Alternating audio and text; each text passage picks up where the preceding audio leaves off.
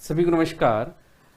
राजस्थान के विशेष संदर्भ में अब तक हमने बात करें तो कृषि विकास की बात कर ली थी, उद्यानिकी की बात की, हॉर्टिकल्चर और एग्रीकल्चर डेवलपमेंट की बात की। अब आगे बात करते हैं फॉरेस्ट्री डेवलपमेंट या वानिकी की। हमने बात लास्ट क्लास में कुछ स्टार्ट की थी, देखा था कि कितना एरिया राजस्थान में वन क्षेत्र के लिए रिजर्व किया गया या घोषित किया गया है। हाँ, उतना वन आच्छादित क्षेत्र हो ये भी कोई जरूरी नहीं है। ठीक है, जैसे हम बात करते हैं वन आच्छादित क्षेत्र की बात करते हैं, कुल घोषित क्षेत्र तो 9.57% था, लेकिन हम बात करें वन आच्छादित क्षेत्र केवल 4.86% है। हालांकि 2017-19 के दौरान जो दूसरा भारतीय वन सर्वेक्षण सेकेंड फेज था, उसमें राजस्थान में इस वन आच्छादित क्षेत्र में 58 वर्ग किलोमीटर की वृद्धि दर्ज की गई है। तो ऐसे कुछ और वानिकी से संबंधित फैक्ट्स, या बात करें कि राजस्थान में वानिकी क्षेत्र में क्या विकास वगैरह किया जा रहा है, केंद्र प्रवर्तित योजनाओं के द्वारा क्या किया जा रहा है, कौन से हमारे यहाँ इको टूरिज्म को बढ़ावा देने के लिए अभ्यारण्य कहाँ कितने कैसे हैं। हालांकि इनके बारे में आप ज्योग्राफी में पढ़ते हैं, यहाँ हम बस देखेंगे कि कितने कितने अभ्यारण्य या बायोलॉजिकल पार्क हुए, राष्ट्रीय उद्यान क्षेत्र वगैरह क्या है, उन सब की बात करेंगे। फिर हम बात करेंगे आगे डेयरी डेवलपमेंट की और फिर लास्ट में पशुपालन की। तो टॉपिक हमारा राजस्थान के विशेष संदर्भ में चल रहा है। राजस्थान के विशेष संदर्भ में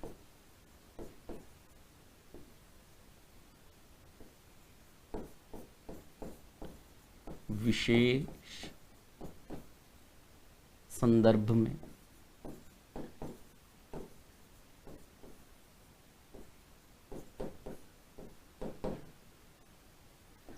तो पहले दो टॉपिक तो हम पढ़ चुके हैं, अब जो तीन टॉपिक हैं वो मैं नोट कर देता हूं यहाँ पर। इसमें वानिकी, फॉरेस्ट्री, डेयरी विकास और पशुपालन, इनकी बात अब कर लेते हैं।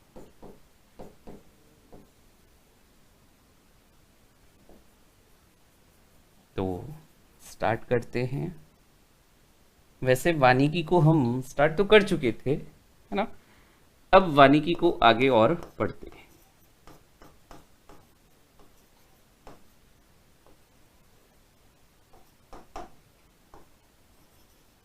दो तीन लाइनें लिखते हैं कि वानिकी के अंतर्गत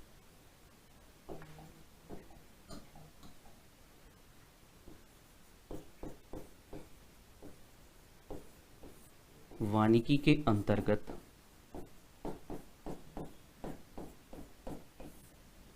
वन क्षेत्रों का प्रबंधन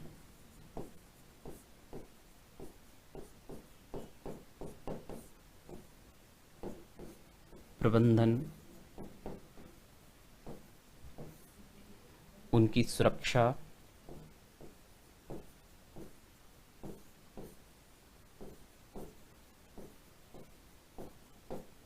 आदि शामिल हैं।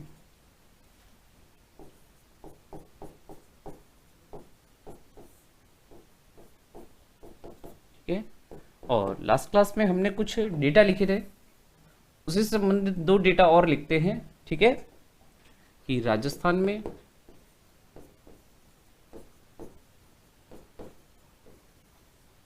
वन आच्छादित क्षेत्र, एक तो होता है घोषित क्षेत्र, वो तो हमने बात की 9.57%, एक होता है आच्छादित क्षेत्र, वो केवल 4.86% लिख सकते हैं।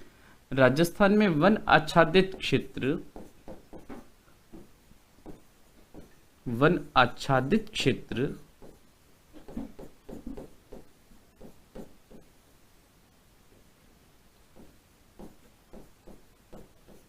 कुल भौगोलिक भाग का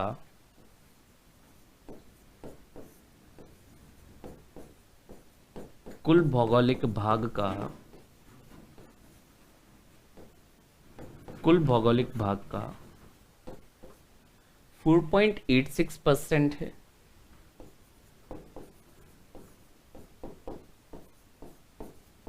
ठीक है।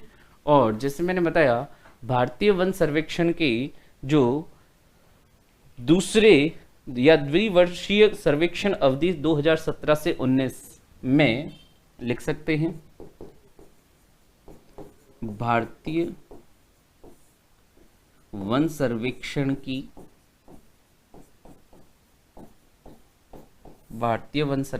की द्विवर्षीय सर्वेक्षण अवधि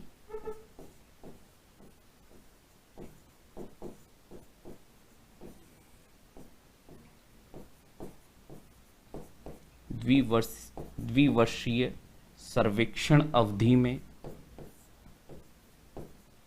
अवधि 2017 से 19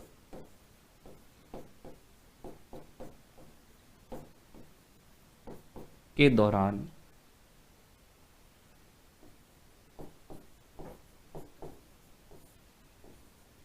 राज्य के वन क्षेत्र में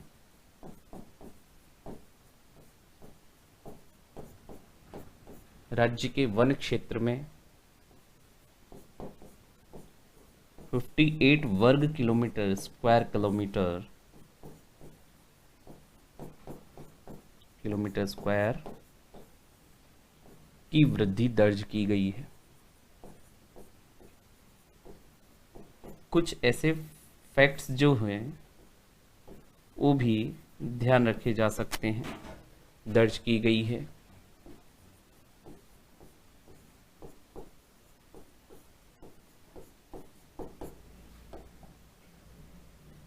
तो वानिकी के अंतर्गत कुछ ऐसे फैक्ट भी ध्यान रखें। अब जब बात करते हैं वानिकी के अंतर्गत, हमने बात की वन क्षेत्रों का प्रबंधन, तो वन क्षेत्र में वन्य जीव जंतु भी आते हैं। वन्य, जैसे हमने बात की काष्ठीय वनस्पतियों की अधिकता होती है, तो काष्ठीय वनस्पति उनके जो उत्पाद होते हैं वो भी शामिल किए जाते हैं। तो वानिकी के अंतर्गत राज्य में जैव विविधता, वनीय उत्पादों, वन क्षेत्रों की वृद्धि एवं विकास के माध्यम से जो स्थानीय लोग हैं, यानी उन क्षेत्रों के आसपास रह रहे लोगों के भी आजीविका का भी प्रबंधन करने की भी व्यवस्था की गई है। यानी उन लोगों की आजीविका भी प्रॉपर वे में या समुचित रूप से चलती रहे, उन्हें भी वे वनीय उत्पाद मिलते रहें जिनका वो आगे विपणन करके अपनी आजीविका चला सकें। इसको भी ध्यान में रखा जाता है। तो जब बात करते हैं कि भाई जब ऐसे ही जो वनीय उत्पाद वगैरह होते हैं, लघु उत्पाद हो चाहे कोई बड़े उत्पाद, तो इनसे संबंधित जो राजस्व यानी रेवेन्यू जनरेट जो होता है उसको कलेक्ट करने की जो जिम्मेदारी पंचायती राज संस्थाओं को दी हुई है राजस्थान में। और ये पंचायती राज संस्थाएं कई ऐसे समितियों के माध्यम से, जैसे हम बात करते हैं जॉइंट फॉरेस्ट मैनेजमेंट यानी संयुक्त वन प्रबंधन के अंतर्गत बनाई गई ऐसी ग्राम स्तरीय समितियों के माध्यम से वन क्षेत्रों के प्रबंधन में सहायता भी करती है। ऐसी कुछ बातें लिखते हैं कि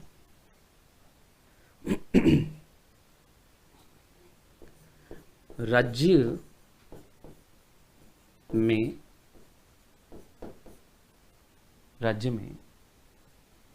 वानिकी क्रियाओं के अंतर्गत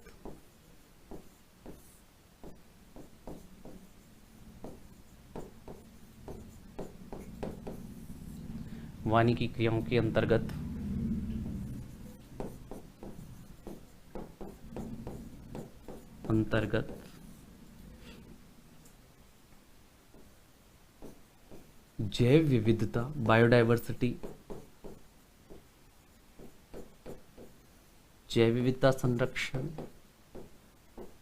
भाई जैव विविधता में जैसे हम बात करते हैं अलग अलग प्रजातियों की जो पौधे होते हैं, वनस्पतियां होती है या इवन जंतु भी, तो उन सभी की जो विभिन्न अलग अलग प्रजातियां एक ही जगह पाए जाना, ये होता है जैव विविधता।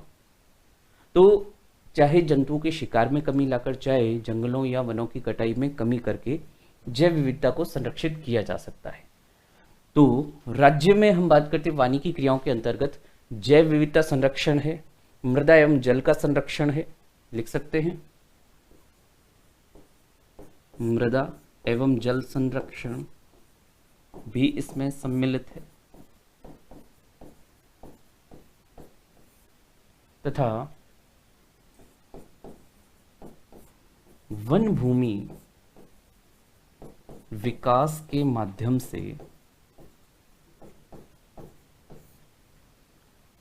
से स्थानीय लोगों की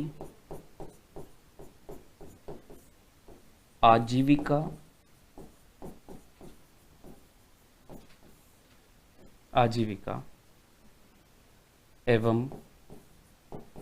सांस्कृतिक क्रियाओं को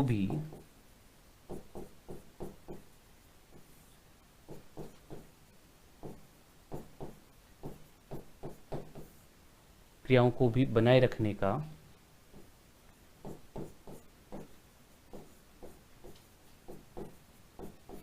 या बनाए रखने के प्रयास किए जाते हैं।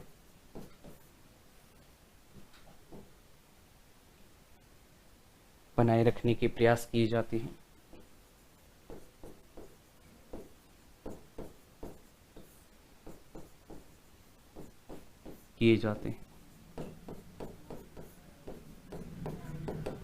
और जैसे मैंने बताया, जॉइंट फॉरेस्ट मैनेजमेंट यानी संयुक्त वन प्रबंधन कार्यक्रम के तहत ऐसी प्रबंध समितियों का गठन किया जाता है जो कि वन भूमि की रक्षा और प्रबंधन करती है। लिख सकते हैं JFM, जॉइंट फॉरेस्ट मैनेजमेंट या संयुक्त वन प्रबंधन जॉइंट फॉरेस्ट मैनेजमेंट संयुक्त वन प्रबंधन कार्यक्रम के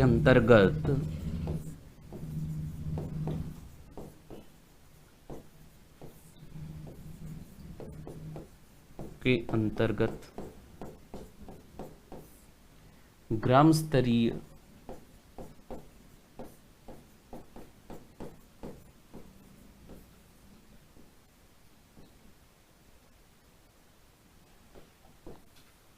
वन प्रबंधन समितियों का गठन किया जाता है।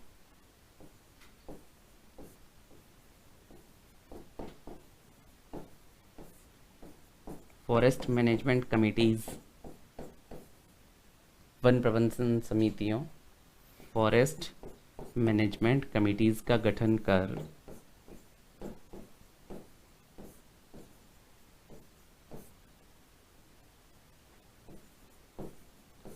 वन भूमि विकास एवं संरक्षण किया जा रहा है।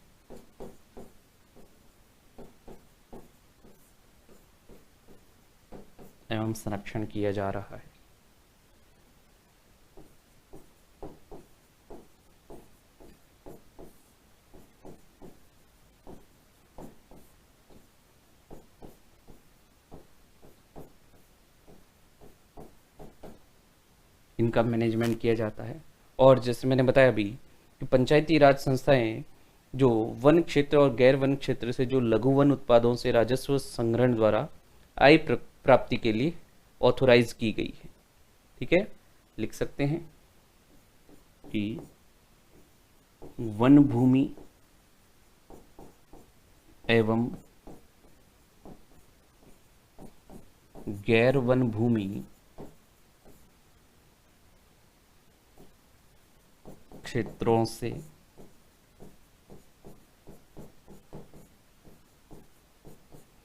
लघु वन उत्पादों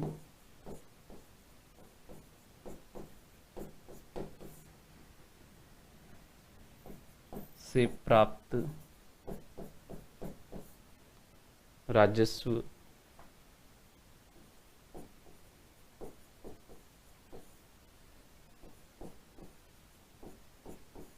एकत्र करने के लिए पंचायती राज संस्थाओं को अधिकृत किया गया है।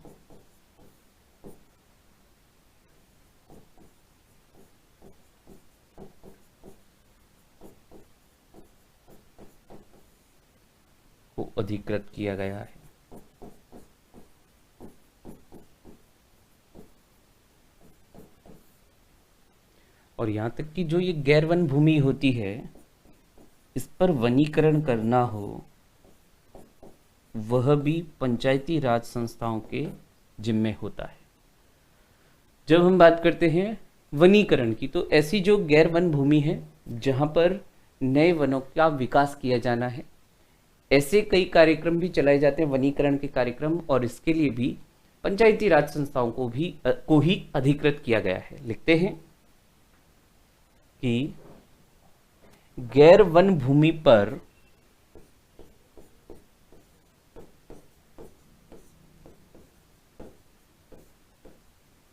गैर वन भूमि पर या गैर वन भूमि क्षेत्रों में वनीकरण करने के लिए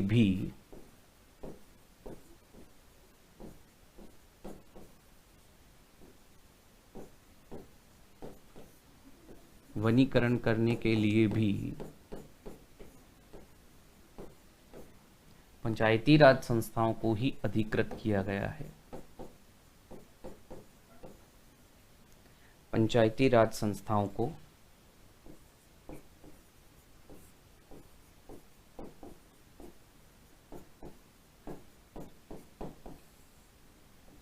अधिकृत किया गया है।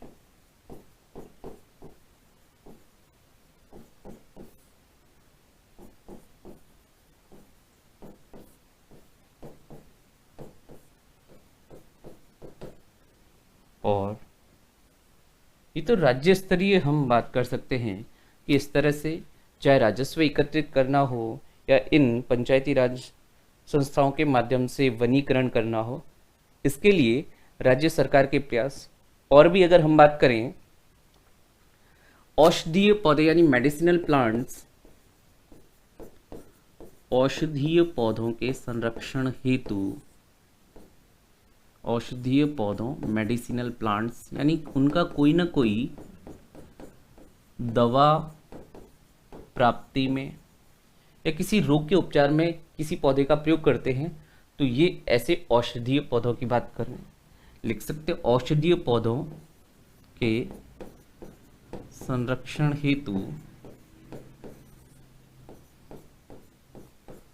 17 संरक्षित क्षेत्रों की या 17 क्षेत्र संरक्षित घोषित किए गए हैं। 17 क्षेत्र संरक्षित घोषित किए गए हैं।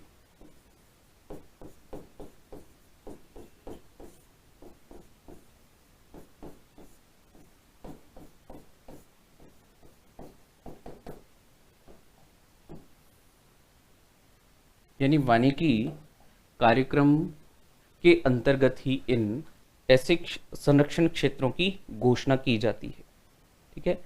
और 20 सूत्री कार्यक्रम भी राज्य में अगर हम बात करें वृक्षारोपण को बढ़ावा देने के लिए 20 सूत्री कार्यक्रम में भी ऐसा प्रावधान किया गया है। लिख सकते हैं कि 20 सूत्री कार्यक्रम के अंतर्गत भी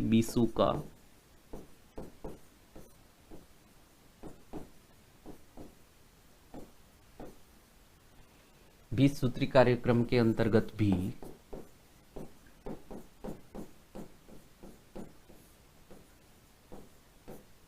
राज्य में वृक्षारोपण कार्यक्रम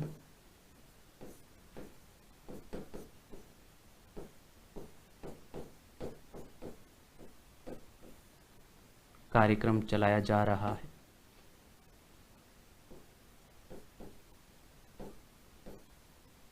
कार्यक्रम चलाया जा रहा है।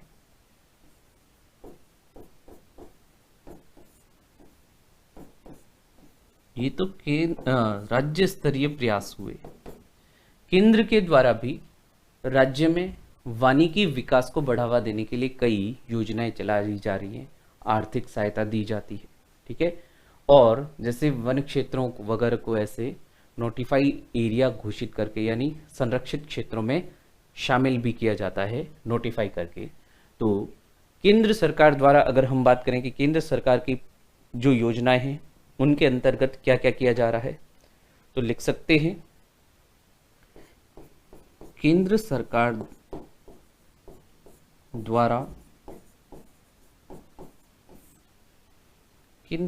द्वारा प्रवर्तित योजनाओं के अंतर्गत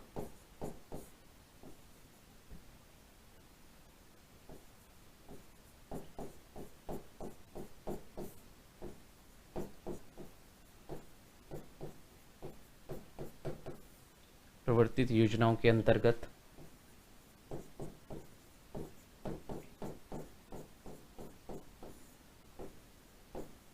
नम भूमि विकास वेटलैंड, नम भूमि बोले तो वेटलैंड,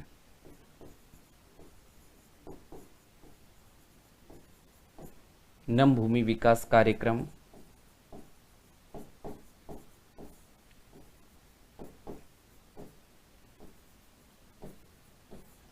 पारिस्थितिक विकास,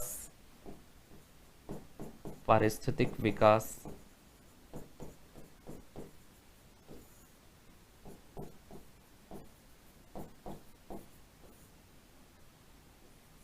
परियोजनाएं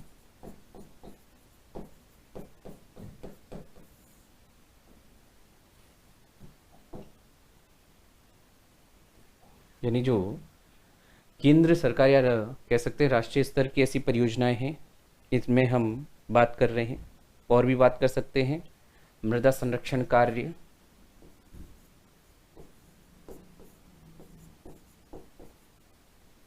मृदा संरक्षण कार्य,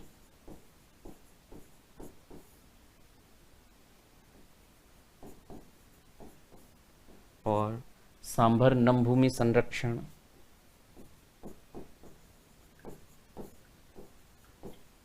नम भूमि संरक्षण,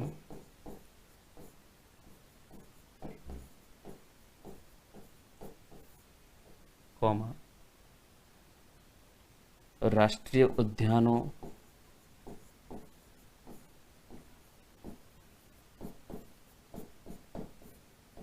राष्ट्रीय उद्यान यानी नेशनल पार्क, और भी जीव जंतुओं के संरक्षण से संबंधित चिड़ियाघर या अभयारण्यों का विकास शामिल है। उद्यानों, अभयारण्यों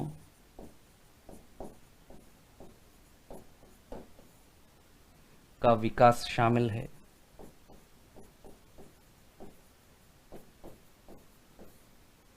विकास शामिल है।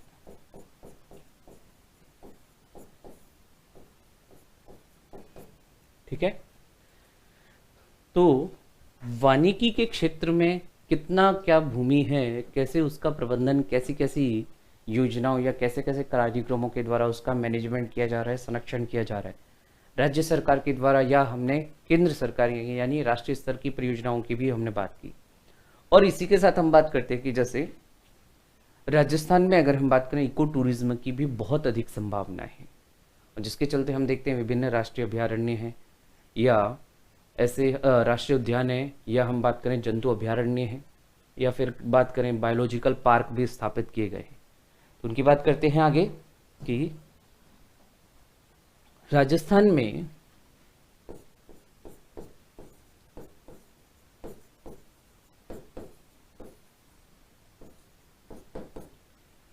पारिस्थितिक पर्यटन, इको टूरिज्म,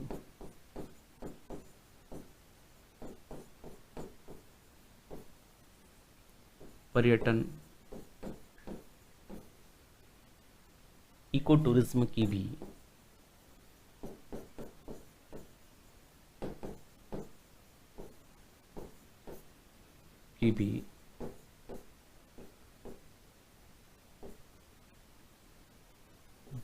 बहुत ज़्यादा संभावनाएं हैं, बहुत ज़्यादा संभावनाएं।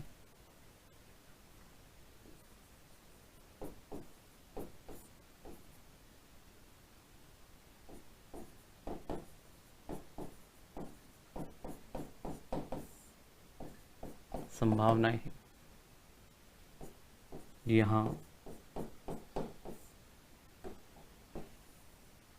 यहाँ अगर बात करें राष्ट्रीय उद्यान वगैरह कितने कितने हैं, कौन कौन से, ये तो आप ज्योग्राफी में पढ़ ही लेते हैं। ठीक है, 3 राष्ट्रीय उद्यान,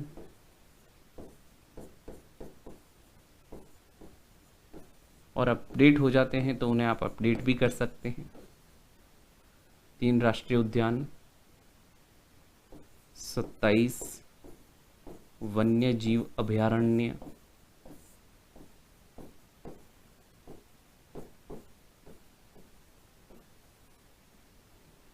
और 3 बायोलॉजिकल पार्क,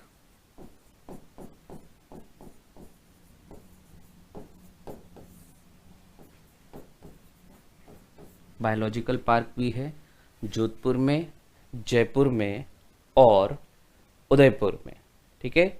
और इनके अलावा 14 संरक्षित क्षेत्र भी हैं, 14 संरक्षित क्षेत्र भी हैं।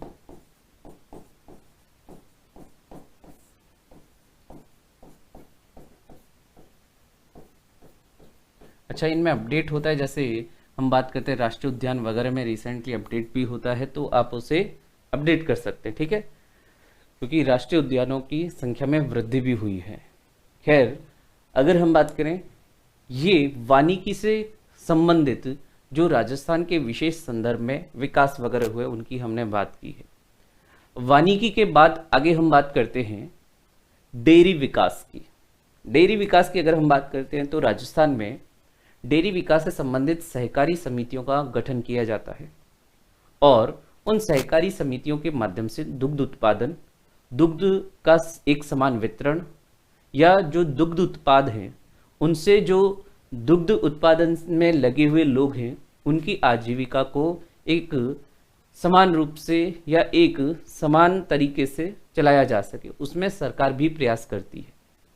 तो ऐसे सहकारी संघों की स्थापना की जाती है जिला स्तर पर और फिर राज्य स्तरीय जो राजस्थान डेयरी सहकारी संघ है जो कि इसकी एपेक्स संस्था भी है, वह इन सभी का प्रबंधन मैनेजमेंट भी करती है। तो आगे हम बात करते हैं, ये तो हमने वानिकी की बात की। वानिकी के बाद आगे बात करते हैं, आगे चलते हैं। वानिकी के बाद आगे हम बात करेंगे डेयरी विकास की, डेयरी डेवलपमेंट की।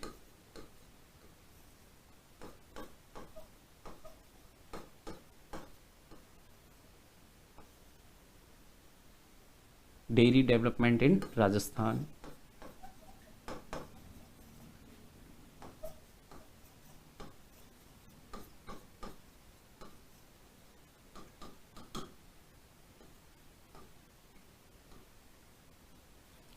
डेयरी डेवलपमेंट की बात करें तो राजस्थान में चूंकि मवेशियों की संख्या बहुत ज़्यादा है, अत्यधिक मात्रा में मवेशी हैं और उनसे दुग्ध उत्पादन की क्रिया में, क्योंकि चूंकि पशुपालन और ये दुग्ध उत्पादन या डेयरी की जो गतिविधियां हैं, जो कृषक होते हैं उनके लिए एक आजीविका का स्रोत या ऐसे कह सकते कृषि के साथ साथ की जाने वाली क्रियाओं में भी शामिल होता है।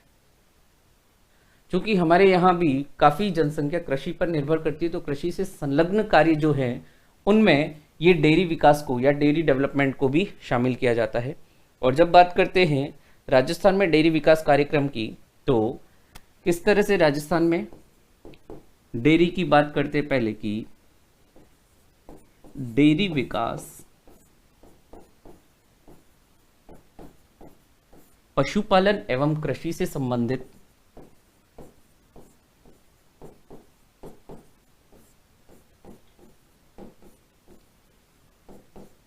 या कृषि आधारित ही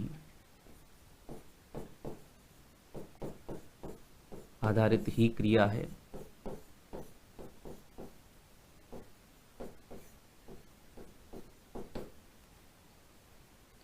राजस्थान में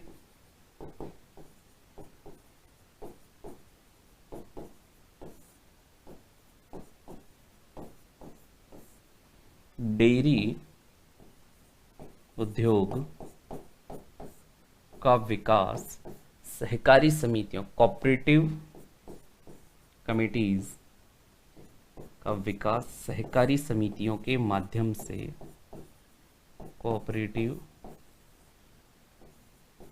कमिटीज समितियों के माध्यम से हुआ है। अब देखो, दूध देने वाली नस्ल कौन सी है, कौन सी गाय वगैरह, वो आप फिर कह रहा हूँ वो ज्योग्राफी में पढ़ते, काफ़ी चीज़ें ऐसी है जो ज्योग्राफी में हम पढ़ते हैं, उनसे अलावा जो टॉपिक हमें यहाँ पर पढ़ने हैं उनकी हम बात कर रहे हैं। तो राजस्थान डेयरी उद्योग का विकास सहकारी समितियों के माध्यम से क्रियान्वित किया जा रहा है, ठीक है, लिख सकते हैं के माध्यम से क्रियान्वित किया जा रहा है। इम्प्लीमेंट किया जा रहा है, किया जा रहा है।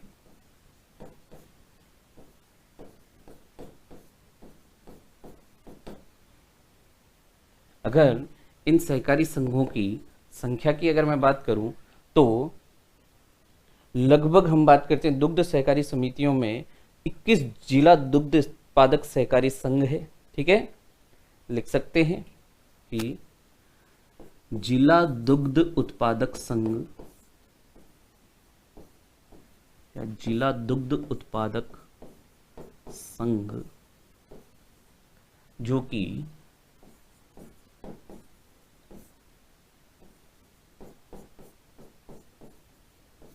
जिला स्तर पर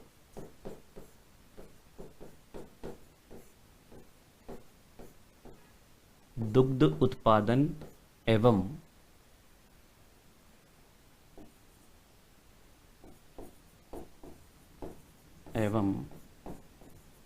इसके वितरण से जुड़े हैं।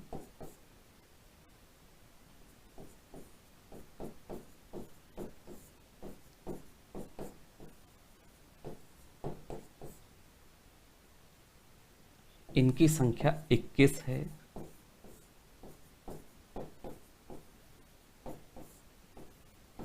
इनकी संख्या 21 है तथा जो शीर्ष संस्था है राज्य स्तरीय, लिख सकते हैं राज्य स्तरीय शीर्ष दुग्ध उत्पादक संस्था राजस्थान सहकारी डेयरी फेडरेशन लिमिटेड, राजस्थान सहकारी डेयरी फेडरेशन लिमिटेड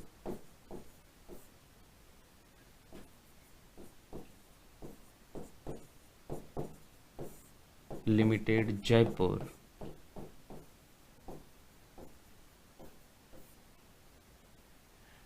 डेयरी विकास से संबंधित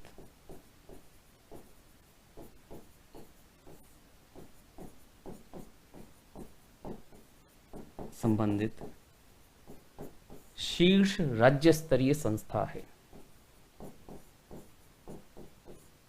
राज्य स्तरीय संस्था है।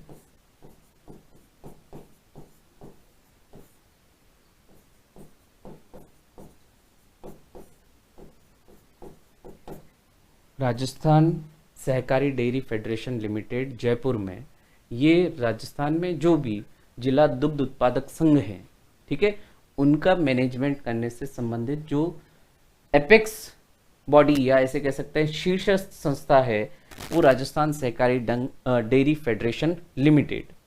और अगर हम बात करें कि सरकार के द्वारा ऐसे दुग्ध संघ और दुग्ध उत्पादकों के लिए सहायता के लिए क्या करवाया जा रहा है, तो वो बात यानी अब सरकार के द्वारा वही प्रयास या जो योजनाएं वगैरह चलाई जा रही हैं डेयरी विकास से संबंधित, उनकी बात करते हैं। तो लिख सकते हैं कि राज्य सरकार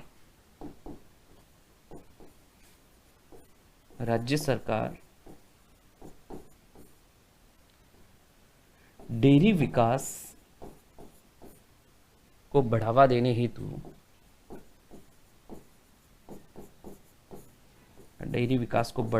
के लिए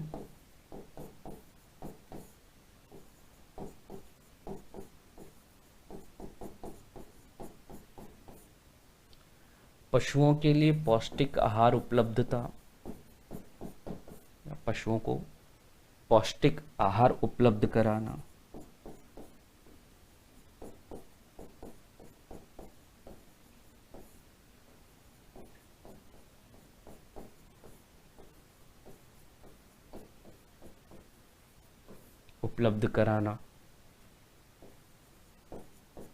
कौमा उन्नत नस्लों का विकास करना,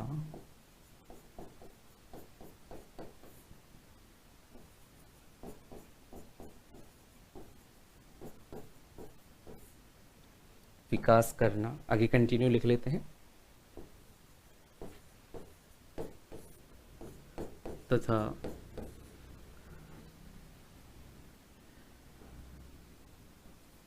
पशुपालकों के लिए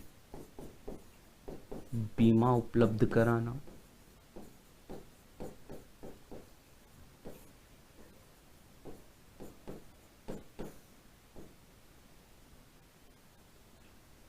इसके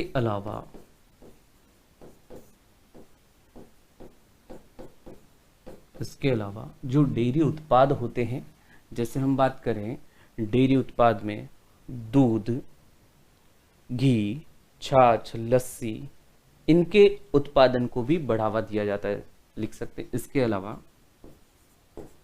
डेयरी उत्पादों या डेयरी उत्पादन दूध, घी, छाछ, लस्सी, पनीर, श्रीखंड,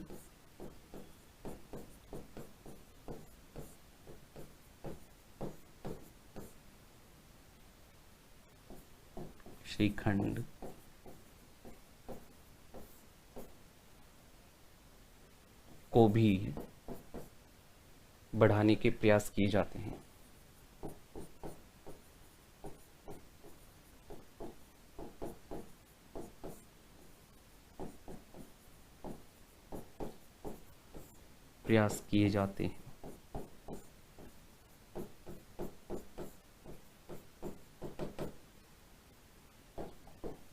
तो ये हमने कुछ सरकारी प्रयासों की भी बात की, और हमने कहा ना कि ऐसी कुछ योजनाएं भी सरकार द्वारा चलाई जाती है। जैसे हम बात करते हैं राज सरस सुरक्षा कवच बीमा योजना, राज सरस सुरक्षा कवच योजना,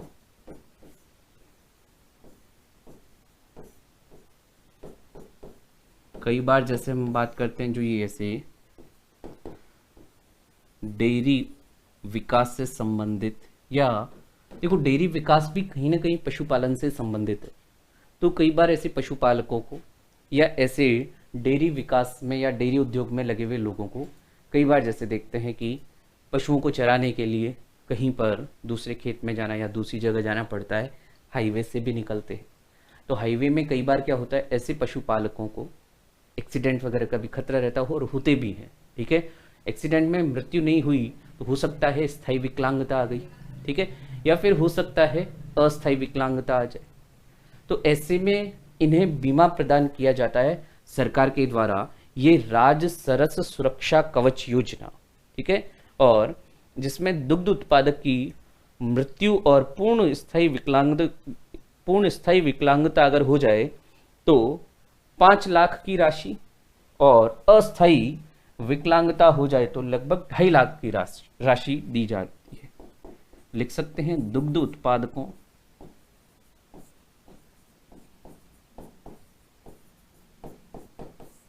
की दुर्घटना में मृत्यु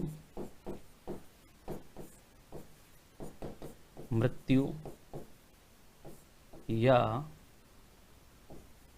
पूर्ण स्थायी विकलांगता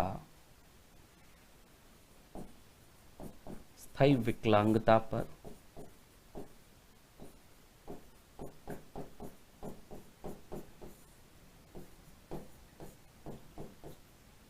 5 लाख रुपए, जबकि आंशिक पूर्ण या आंशिक स्थायी विकलांगता पर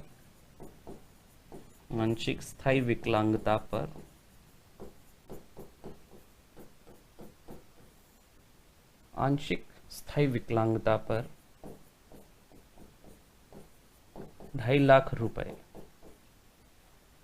2.5 लाख, 2.5 लाख रुपए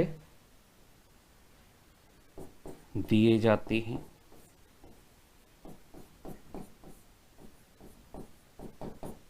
ताकि उनके भी कह सकते हैं जीवन में निश्चितता भी रहे, क्योंकि अक्सर ऐसा होता है दुग्ध उत्पादक जो होते हैं उनकी दुर्घटना में मृत्यु वगैरह हो जाती है।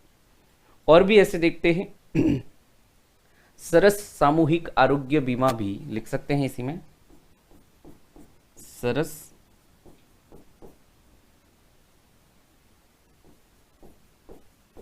सामूहिक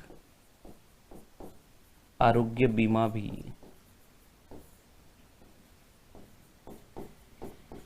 आरोग्य बीमा योजना भी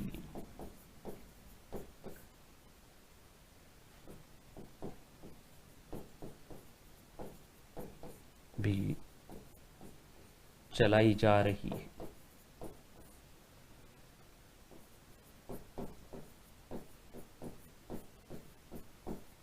ठीक है, तो ये डेयरी उत्पादन या किस तरह से डेयरी उत्पादकों को सुरक्षित करने के लिए इवन मुख्यमंत्री संबल योजना का भी आयोजन किया जा रहा है। यानी इस राज्य सरस सुरक्षा कवच योजना और सरस सामूहिक आरोग्य बीमा योजना के अलावा हम देखते हैं मुख्यमंत्री दुग्ध उत्पादक संबल योजना भी चलाई जा रही है राजस्थान सरकार के द्वारा, जिसमें जिला दुग्ध संघों और दुग्ध उत्पादकों को अनुदान राशि उपलब्ध कराई जाती है। लिख सकते हैं मुख्यमंत्री दुग्ध उत्पादक संबल योजना, मुख्यमंत्री दुग्ध उत्पादक संबल योजना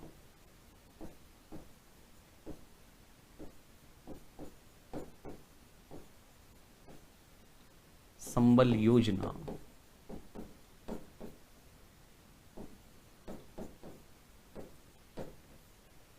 के अंतर्गत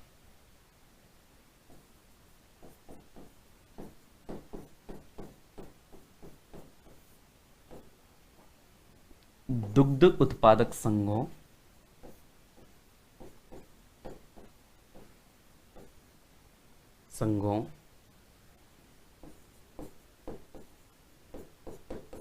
तथा दुग्ध उत्पादकों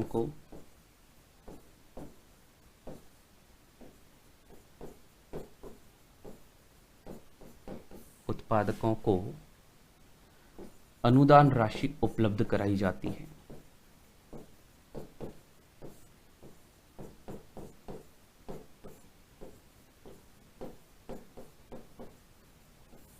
उपलब्ध कराई जाती है।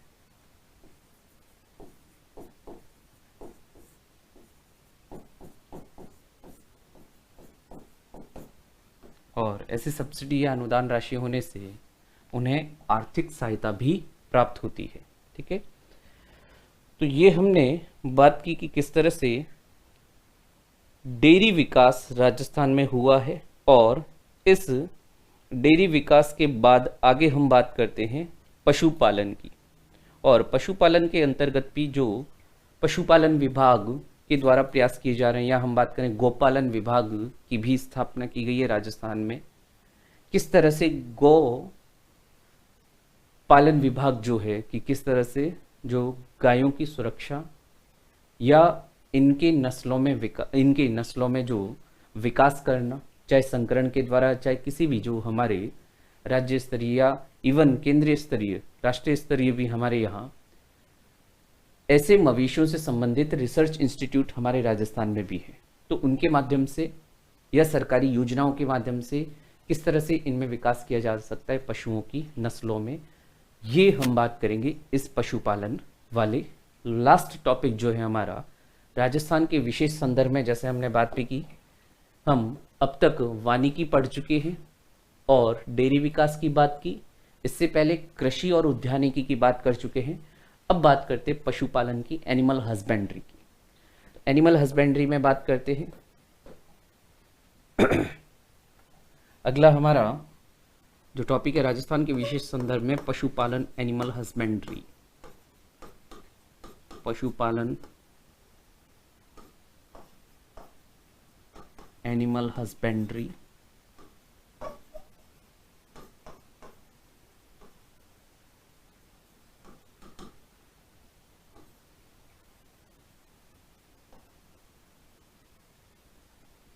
एनिमल हस्बेंड्री, पशुपालन, जैसे मैंने कहा डेयरी विकास हुआ, कृषि कार्य हुए, ये सभी एक दूसरे से कहीं ना कहीं इंटरकनेक्टेड होते हैं।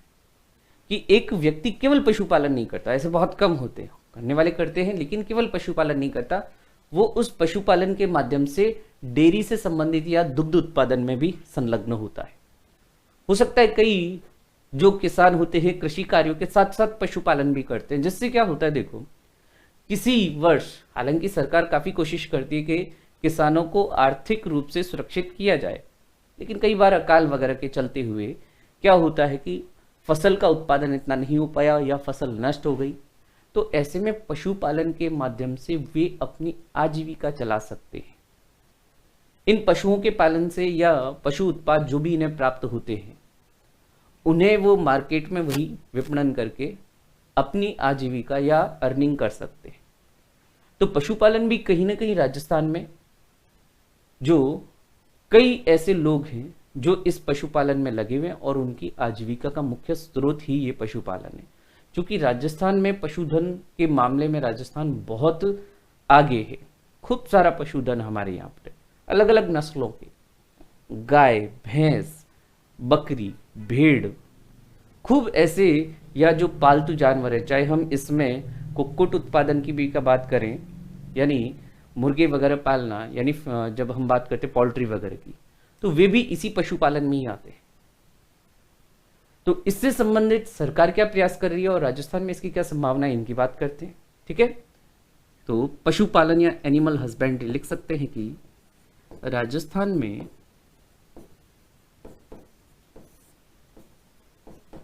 कृषि में संलग्न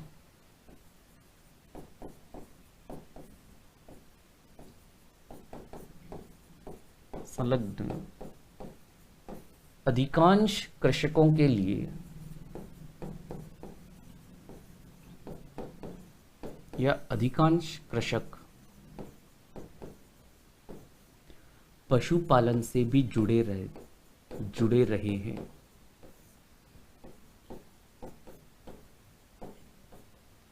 पशुपालन से जुड़े रहे हैं।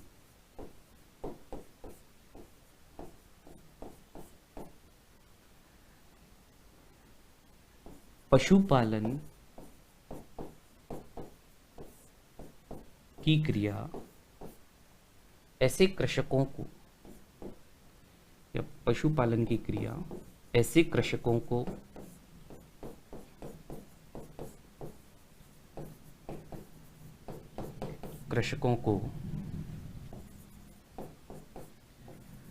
कृषि उत्पादन प्रभावित होने की दशा में, कृषि उत्पादन नकारात्मक रूप से प्रभावित होने की दशा में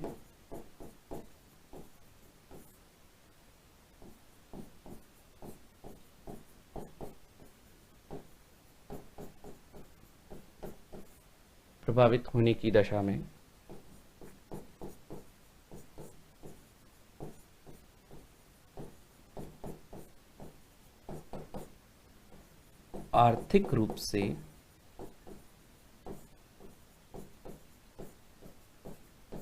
सुरक्षित भी करती है।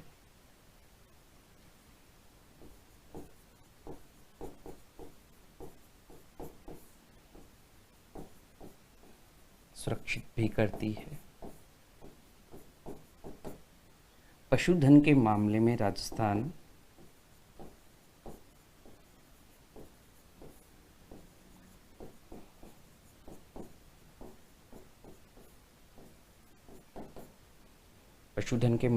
राजस्थान अग्रणी राज्यों में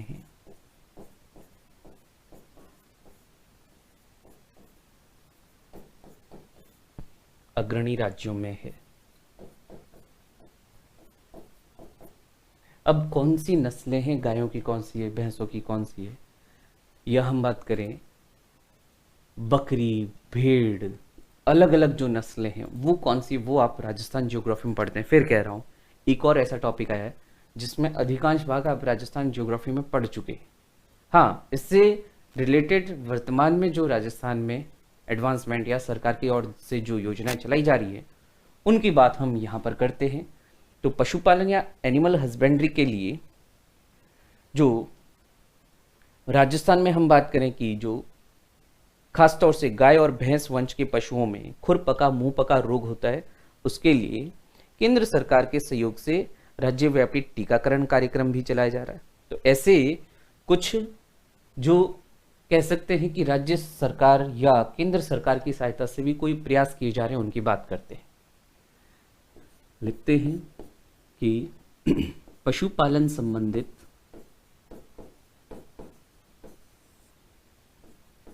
या पशुपालन को बढ़ावा देने के लिए किए जा रहे प्रयास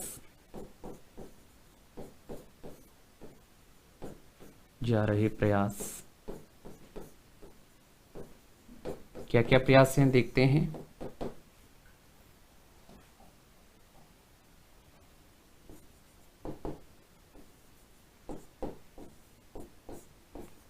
केंद्र सरकार की सहायता से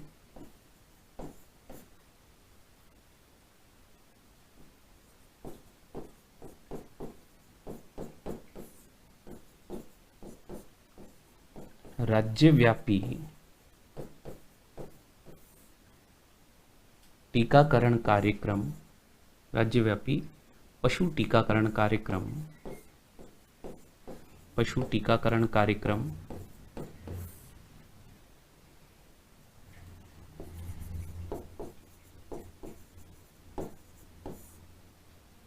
जिसमें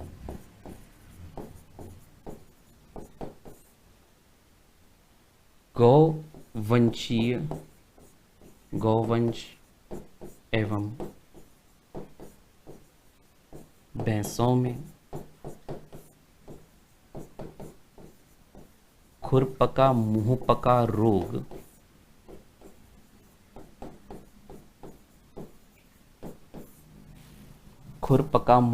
रोग से बचाव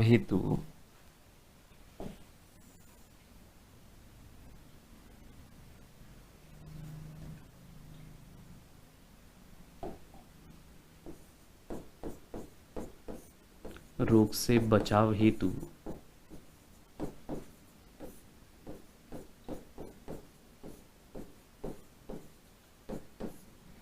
टीकाकरण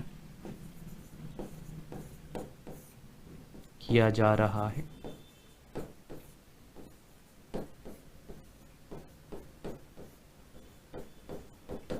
और लिख सकते हैं राज्य सरकार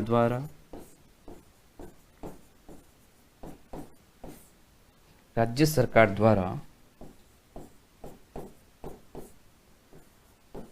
पशु नस्लों में सुधार हेतु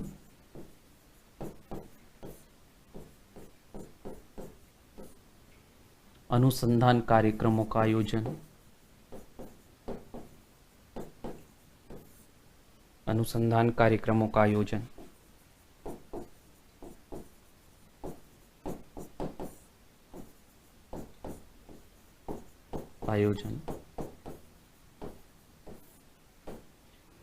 और पशुओं के विकास के लिए राजस्थान सरकार के द्वारा नस्ल सुधार कार्यक्रम ये क्षमता वर्धन के लिए भी किया जा रहा है। और पशुधन निःशुल्क आरोग्य योजना भी चलाई जा रही है। ठीक है, लिख सकते हैं पशुधन निःशुल्क आरोग्य योजना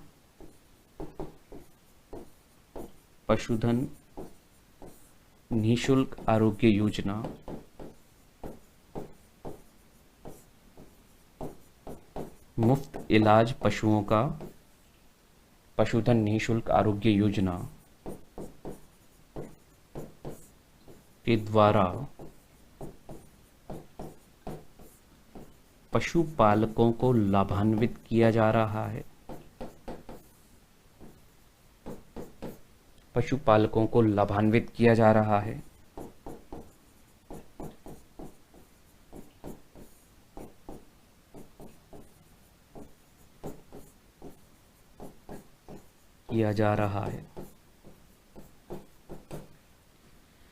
तो पशुपालक लाभान्वित होंगे तो निश्चित ही पशुपालन की क्रिया को भी बढ़ावा मिलेगा। ठीक है, और इवन राष्ट्रीय सरकार या कह सकते हैं भारत सरकार के राष्ट्रीय पशुधन मिशन के अंतर्गत भी राजस्थान में भेड़ और बकरी की नस्ल सुधार योजना चलाई जा रही है। लिख सकते हैं राष्ट्रीय पशुधन मिशन भारत सरकार द्वारा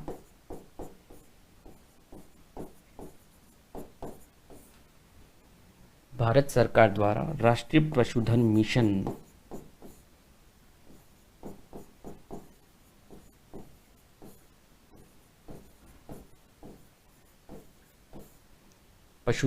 मिशन के अंतर्गत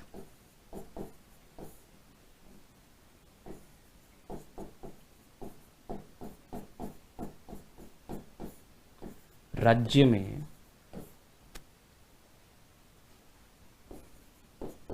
भेड़ व बकरी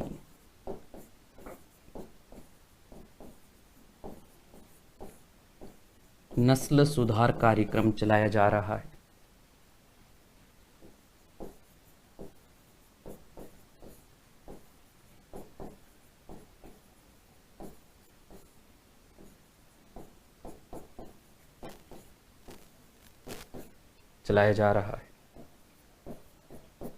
यानी राष्ट्रीय स्तर पर, या कह सकते हैं केंद्र सरकार, भारत सरकार भी राजस्थान में, अन्य राज्यों में भी है।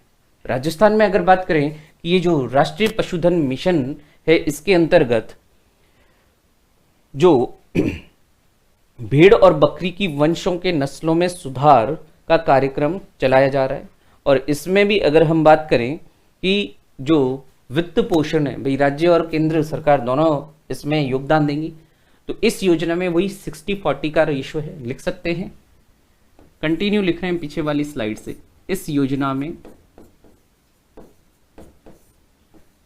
योजना का वित्त पोषण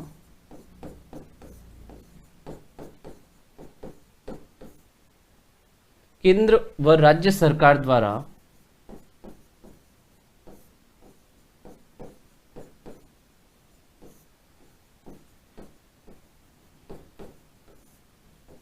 द्वारा 60:40 में किया जा रहा है, 60-40 रेशो में।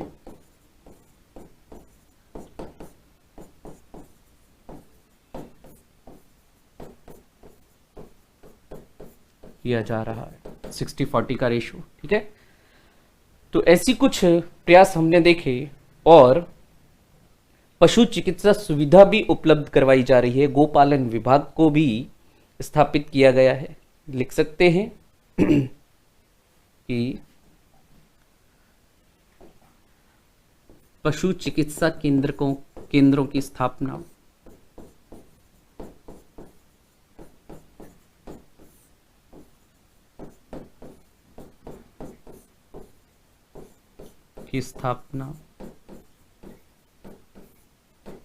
और भी लिख सकते हैं गोपालन विभाग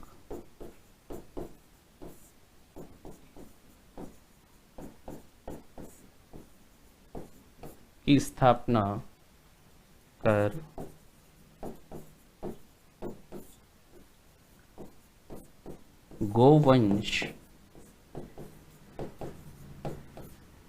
गोवंश की सुरक्षा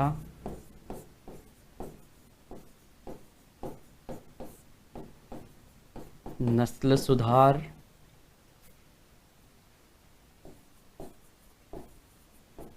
तथा इनकी संख्या में वृद्धि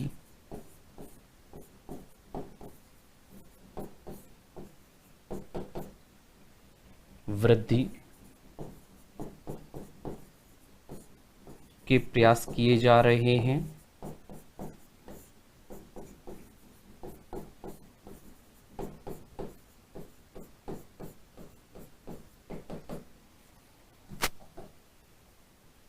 और ये विभाग जो है गौशालाओं के प्रबंधन और उनमें जो व्यवस्था आदि से संबंधित कार्य भी देखता है। लिख सकते हैं यह विभाग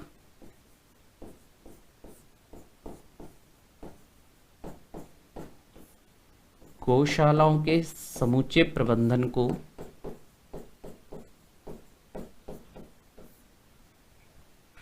गौशालाओं के समूचे प्रबंधन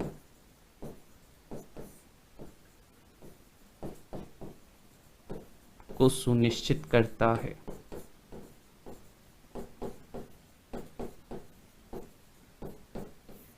सुनिश्चित करता है।